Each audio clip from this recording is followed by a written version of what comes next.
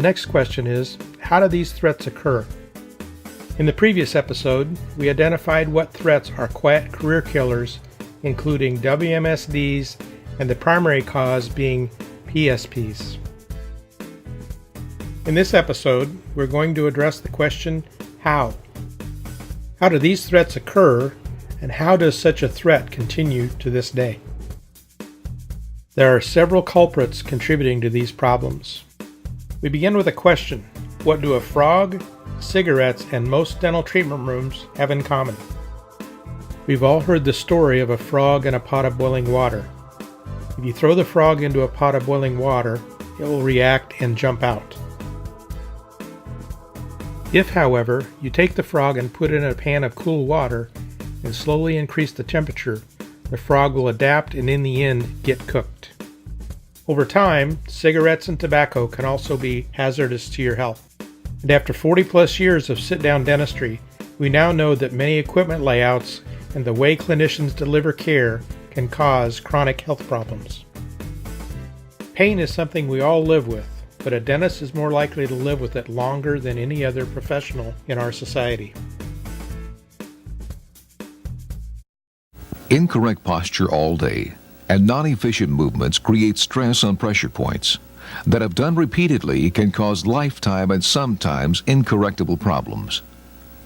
Research states that it takes 150 movements by the dentist per procedure, pulling and replacing handpieces to the control. This creates tremendous stress on the operator.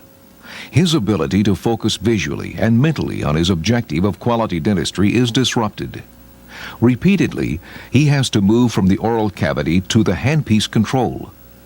Over a period of time, research shows that this not only creates a mental stress, but a physical stress on the lower back, the neck, and causes eye strain refocusing from the oral cavity approximately 18 inches from the eye to the control, which is approximately 36 inches from the eye.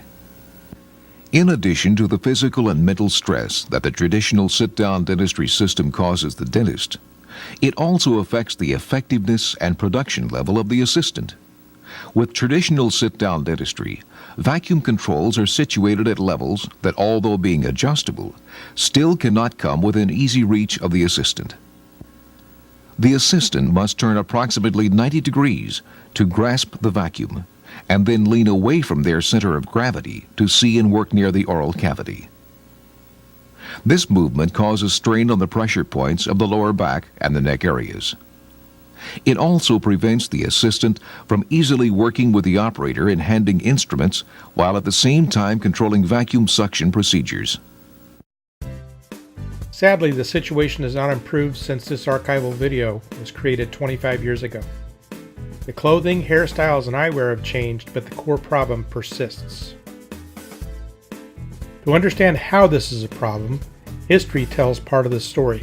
50 years ago, from 1963 to 1986, federal grants of approximately $25 million were invested in research and then teaching the solution in 1/3 of U.S. dental schools. As an aside, I attended Creighton, which was one of those dental schools, in the early 70s, and then taught the solution at the University of Colorado School of Dentistry from 1978 to 1981. The bad news is, since 1986, most clinicians were not taught, or most of those pre-1986 graduates have forgotten the fundamentals. With these initiatives, how did we get into this mess? First, in the mid-80s, the grant monies ran out, and the dental schools let the teaching of the ergonomic four-handed curriculum dwindle or die altogether. As a result, all the research and science was largely ignored in dental curriculums. Clinicians' health and productivity were not subjects of dental education. Finally, with the principles and standards being lost, the mainstream dental manufacturers created their own answers. In hindsight, the results tell us our education and support systems have failed our profession. Great news is the principles and fundamentals are still valid and invaluable. Help and health are available, and our mission is to share that information and more in upcoming episodes. After viewing this episode, how do these threats affect you or your team? How can you lessen the impact of these threats? How can we help? We encourage you to follow subsequent episodes and enter your questions or comments below or on our contact page at CaringQuest.com. In the next episode, we take a close look at why these threats are still a problem. As always, we invite you to send your questions to michael.couch@caringquest.com and like us on Facebook at facebook.com/caringquest.